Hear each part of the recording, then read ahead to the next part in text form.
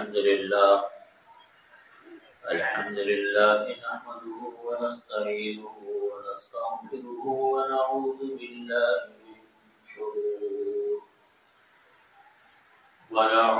بالله من شرور أنفسنا ومن سيئات أعمالنا من يهده الله فلا مضل له ومن يضلله فلا هادي له وأشهد أن لا إله إلا الله وحده لا شريك له وأشهد أن سيدنا وسندنا ومولانا محمدا عبده ورسوله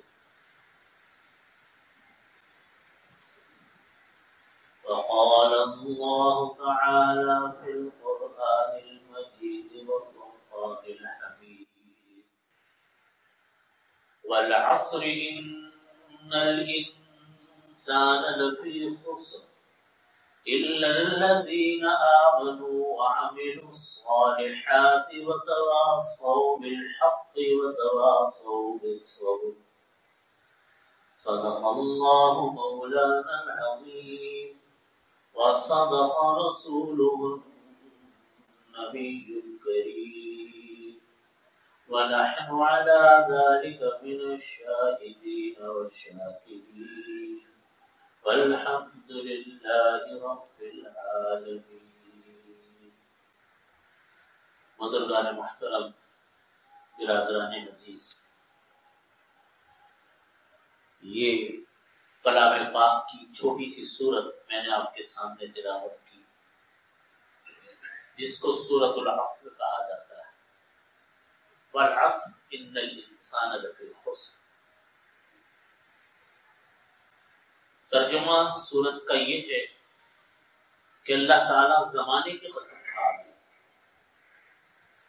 کہ قسم ہے زمانے کی، ان الانسان لفی خسر، انسان بے شک انسان خسارے میں، انسان نقصان میں ہے، خسارے میں ہے۔ البتہ کچھ قسم کے لوگوں کے بارے میں فرمایا کہ وہ خسارے میں نہیں ہے، الا الذین آمنوا وعملوا الصالحات، مگر وہ لوگ جو لوگ کے ایمان لائے، وعملوا الصالحات، نیک کام کیے، وتواصوا بالحق، حق کی وصیت کرتے رہے، نصیحت کرتے رہے، وتواصوا بالصبر، اور صبر کی لوگوں کو نصیحت اور وصیت کرتے رہے۔ ان چار قسموں کے بارے میں فرمایا اللہ رب العزت نے کہ یہ چار قسم کے انسان یہ خسارے میں نہیں، باقی انسان خسارے میں۔ اللہ تعالی جب یہ قسم کھاتے تو سوال یہاں سب سے پہلے یہ ہوتا ہے کہ اللہ تعالیٰ کو قسم کھانے کی ضرورت کیا؟ قسم تو ہماری اور آپ کی باتوں کے لیے ہوتی ہے کہ کوئی ہماری بات پہ یقین نہیں کرتا تو ہمیں ضرورت ہوتی ہے دوسروں کو اپنی بات پر یقین دلانے کے لیے کہ آپ ہماری بات پر یقین کر لو۔ اللہ تعالیٰ کو تو ضرورت ہی نہیں ہے، اللہ کی ہر بات 100% یقینی ہے۔ اور قرآن کریم میں اللہ تعالیٰ نے قسمیں کھائی ہیں، والعصر، قسم ہے زمانے کی، والفجر وليال عشر، والنجم اذا هوى، ستاروں کی قسم کھا رہے ہیں، فجر کی قسم کھا رہے ہیں، عصر کی قسم کھا رہے ہیں۔ اللہ تعالیٰ جگہ جگہ کئی چیزوں پر اللہ نے قسم کھائی۔ حضرات المفسرین فرماتے ہیں کہ یہ قسم اس لیے ہوتی ہے، واقعتاً اللہ تعالیٰ کو قسم کھانے کی کوئی ضرورت نہیں، کیونکہ اللہ کا ہر وعدہ سچا، اللہ کا ہر کلام سچا، ہر بات یقینی، 100% یقینی۔ قسم اس لیے اللہ تعالیٰ کھا رہے ہیں تاکہ کلام کے اندر زور پیدا ہو جائے، تاکہ بات کے اندر قوت پیدا ہو، اگلی بات کو سننے والے انسان توجہ سے سنے کہ اگلی بات ہو کیا ہے۔ اس لیے اللہ تعالیٰ نے قسم کھائی، فرمایا ان الانسان لفی خسر، انسان خسارے، خسارہ یہ ہم اور آپ کو دیکھا خسارہ دیکھا. ہر انسان جب دنیا میں پیدا ہوتا ہے ایک محدود وقت کے لیے پیدا ہوتا ہے. لامحدود وقت تو کسی کو بھی اللہ نے نہیں دیا. کل نفس ذائقۃ الموت، ہر انسان کو موت کا مزہ چکھنا. جب بچہ پیدا ہونے لگتا ہے اور اللہ تعالیٰ اس بچے کے اندر روح ڈالتے ہیں، اللہ تعالیٰ فرشتوں سے فرماتے ہیں کہ اس کے بارے میں کچھ باتوں کو لکھ لو. ان میں سے ایک بات یہ ہے کہ کتنے سال زندہ رہے گا. یہ تو متعین ہے. جب آیا ہے انسان دنیا میں تو اپنا وقت مقررہ لے کر آیا، اس سے کوئی وقت آگے پیچھے نہیں ہو سکتا. دنیا کی کوئی طاقت ایک دن پہلے قبر میں نہیں اتار سکتی اور دنیا کی کوئی طاقت ایک دن اس کا راستہ روک نہیں سکتی. یہ اللہ کے فیصلے. ہاں اللہ نے ہمیں نہیں بتایا، انسانوں کو نبی کو بھی نہیں بتایا، اللہ نے نبی کو بھی نہیں بتایا کہ موت کب آئے گی اور قیامت کب آئے گی. یہ علم صرف اللہ کے پاس. تو جب ہمیں یہ معلوم ہے کہ ہمارا اتنا ہمیں معلوم ہے کہ وقت مقرر ہے، کوئی انسان اس سے مستثنا نہیں، انبیاء بھی مستثنا نہیں. تو جتنا دن ہمارے گزر رہے، ہر رات جو ہماری گزری، آپ یہ سمجھیے کہ ہماری ایک رات زندگی کی کم ہو گئی. ایک سال زندگی کا گزرا، آپ سمجھ رہے ہو ہماری زندگی کا ایک سال اب کم ہو گیا. ہمارے ہاں لوگ سالگرہ کی خوشیاں مناتے ہیں، کیک کاٹے جا رہے ہیں، ہیپی برتھ ڈے کے جناب گانے گائے جا رہے ہیں، ہوٹل بک ہو رہے ہیں، ہال بک ہو رہے ہیں، تقریبات ہو رہی ہیں. سال گرہ کا مطلب کیا ہے کہ گرہ سے ایک سال کم ہو گیا، عمر سے ایک سال کم ہو گیا. وہ انسان اپنے قبر کے ایک سال نزدیک چلا گیا. اس پر خوشی کی کیا بات ہے؟ اس پر اللہ کا شکر ضرور ادا کرنا چاہیے کہ وہ جو سال گزرا اللہ نے عافیت سے گزارا. اس پر تو اللہ کا شکر ادا کرے، صدقہ کرے، خیرات کرے، اللہ سے دعائیں مانگے آئندہ سالوں کے لیے. لیکن یہ تو ایک غیر مسلموں کے طریقہ کار ہے، مسلمانوں کے طریقہ کار سالگرہ منانے نہیں. کس بات کی سالگرہ؟ یہ تو حضرت مفتی صاحب رحمۃ اللہ علیہ بانی دارالعلوم کراچی یہ فرمایا کرتے تھے، یہ تو انسان کے رونے کا دن ہے کہ میں قبر کے ایک سال نزدیک ہو گیا. اللہ تعالیٰ فرماتے کہ یہ بات ہے کہ انسان خسارے میں ہے، وہ اعمال کر رہا ہے جو اس کو نقصان پہنچانے والے. قرآن کریم نے اسی کو بار بار جگہ جگہ اس حقیقت کو واضح کیا. وَمَا الْحَيَاةُ الدُّنْيَا إِلَّا مَتَاعُ الْغُرُورِ، دنیا کی زندگی صرف دھوکے کا سامان ہے. یعنی ہم آپ کوئی انسان دنیا میں اس سے خالی نہیں جو اپنے سامنے یہ دیکھتا نہ ہو کہ جس نے کھربوں جمع کیے اس سے بھی زیادہ جمع کیے، جب موت آئی قبر میں وہ اسی طرح اکیلا اترا. اپنے آنکھوں کے سامنے ہے کہ نہیں؟ جو دولت اس نے کمائی، جو محنت اس نے دنیا میں کی، دنیا کے لیے جو محنت کی، وہ اس کے کوئی کام آئی نہیں. اور وہ آدمی وقت آیا کہ قبر میں اتر گیا. اب اس کے جو کچھ کمایا، جو کچھ کیا کرایا، جو شہرت ملی، جو دولت ملی، جو منصب ملا، سب دنیا میں ختم ہو گیا. اب جب وہ قبر میں اترے گا، اگر اس کے پاس وہ چار چیزیں نہیں ہیں جو قرآن کریم میں آگے آ رہی، الا الذين امنوا وعملوا الصالحات وتواصوا بالحق وتواصوا بالصبر، تو وہ تو حق کا مکہ ہو جائے گا کہ میں نے اپنی زندگی کہاں گزاری، یہ میں کیا کرتا رہا، یہ میرا وقت کیسے پورا ہو گیا. اس کی مثال ایسے کہ ایک طالب علم ہے، ایک اسٹوڈنٹ ہے، پورا سال کھیل تماشے کرتا رہا. معلوم ہے اس کو کہ آگے امتحان آنا ہے میرا، اور میرے سے کتابوں کے بارے میں سوال ہوگا جو میرے نصاب ہے. جو میرا سلیبس ہے، لیکن اس نے کتابوں کی طرف نظر اٹھا کے نہیں دیکھی. معلوم ہے اس کو کہ یہ آگے سوالات آنے ہیں اس کے بعد، لیکن دیکھا کچھ نہیں. لیکن جب امتحان کے دن میں پرچے میں آ کر بیٹھا، اب کچھ نہیں آتا، اب خالی بیٹھا. اب وہ سوچتا ہے، افسوس کرتا ہے کہ میں کچھ پڑھ ہی لیتا، اپنے استاد کی بات ہی سن لیتا، کچھ کتابوں میں محنت ہی کر لیتا، میرے کچھ کام تو آتا.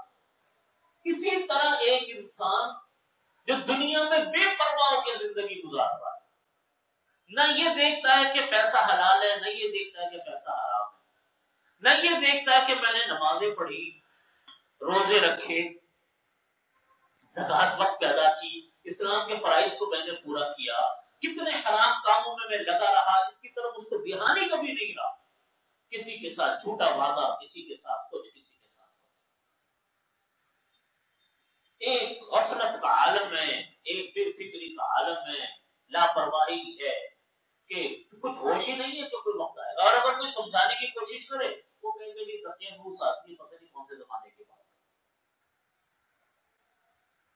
نتیجہ اللہ تعالیٰ اسی کو فرما رہے ہیں کہ انسان خسارے میں. برف کی سیل ہوتی ہے نا، برف کی سیل، آپ اس کو لا کر رکھو کولڈ اسٹوریج سے، اب وہ برف کی سیل پگھلنی شروع ہو جائے گی. جیسا موسم ہوگا اس کے لحاظ سے پگھلتی رہے گی. بہت تیز گرمی ہوگی تو تیزی سے پگھلے گی، سردی کا موسم ہوگا تو آہستہ آہستہ پگھلے گی، لیکن پگھلے گی. اسی طرح عمر ہے، وہ تو گزرے گی، اس میں تو گزرنا ہے. یہ دن اور رات یہ تو پورے گزرنے ہیں ہمارے اور آپ کے، لیکن اس دن اور رات کو ہم نے استعمال کیسے کیا؟ ہم نے صبح سے جو سلسلہ شروع ہوتا، پہلی چیز صبح کو سب سے پہلی چیز نماز آتی، نماز پڑھی، دوسری ظہر پڑھی، عصر پڑھی، مغرب پڑھی، عشاء پڑھی. درمیان میں دوسرے کام دھندے جو انسان کے ہوتے ہیں، اس میں ہم نے کوئی جھوٹ بولا، کسی کو دھوکہ دیا، کسی کو نقصان پہنچایا، کسی کا دل دکھایا، کسی کو تکلیف پہنچائی، پوری زندگی کا ایک معمول ہے. جو اس کو اوپر عمل کرتا ہے اس کی تو بچت ہے، اور جو عمل نہیں کرتا اس کی اس کے اوپر کوئی بچت نہیں، پھر وہ خسارہ ہے. وہ دنیا کی زندگی اس کے لیے عذاب ہے، دنیا کی زندگی اس کے لیے تباہی ہے. دنیا کی زندگی کہنے کو تو بعض لوگ دنیا میں بڑے خوش نظر آتے ہیں، ہمارے ہاں لوگ غیر مسلموں کو دیکھتے ہیں کہ بڑے مزے کی زندگی گزارتے ہیں. یقین مانیے کبھی یہ کام نہیں کرنا چاہیے. غیر مسلم کبھی رش کی چیز نہیں ہے، پناہ کی چیز. اللہ اس کو دیکھ کر اس کے لیے بھی دعا مانگو کہ اللہ اس کو ایمان دے دے، اور پناہ مانگو کہ اللہ تعالی ہمیں ایسا ہونے سے بچا لے، کیونکہ چند دن کی زندگی ہے. اس کے بعد جو اس کے قبر میں اگر کفر کے ساتھ اتر گیا تو جو اس کے ساتھ ہونا ہے کوئی حال نہیں، اس کا تو ہمارا تصور بھی نہیں کر سکتا. ایک انگریز کا واقعہ، کسی نے ایک انگریز نے اپنا واقعہ لکھا کہ میں مسلمان کیسے ہوا. اس نے لکھا اپنے واقعے میں، گورا تھا، کہیں بیرون ملک کا، عیسائی مذہب کا.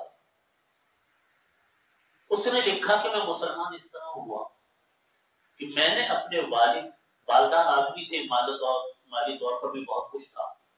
کہتے میں نے اپنے باپ کو قبر میں دفنایا، عیسائیوں کے قبرستان میں جہاں کسی ملک میں وہ رہتا تھا، اور دفنانے کے بعد میں باہر قبر سے آگے ہو. کہتا کسی کام سے ہمیں قبر کھودنی پڑ گئی، پتہ نہیں کیا وجہ اس نے لکھی کہ یہ وجہ ہوئی کہ وہ قبر کھودنی پڑی. کہتے کہ میں نے اپنے باپ کو قبر میں دیکھا جب ہم نے قبر کھودی کہ وہ اس قدر بے حال تھا، تکلیف سے اتنا تکلیف سے بے حال تھا کہ کوئی میں آپ کو الفاظ میں نہیں بتا سکتا کہ کس طرح حال تھا. اور حدیث میں بھی آتا ہے کہ جب جو کوئی کافر جب قبر میں اترتا ہے تو جب اس سے وہ 3 سوال ہوتے ہیں کہ من رب، ماں دین، من نبی، تمہارا رب کون ہے، تمہارا نبی کون ہے، تمہارا دین کون ہے.